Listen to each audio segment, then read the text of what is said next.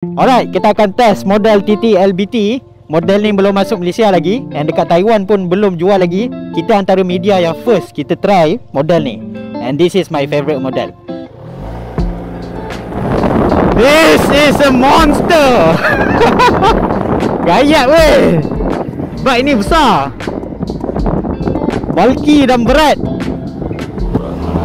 Tapi enjin dia 500cc tu cukup punchy lah.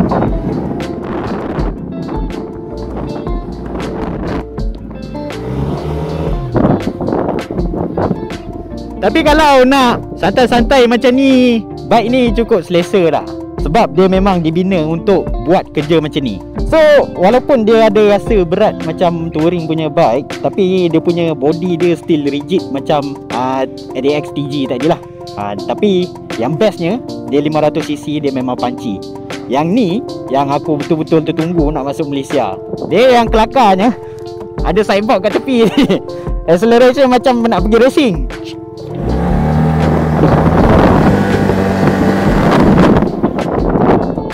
Sambil bawa barang, sambil memecut.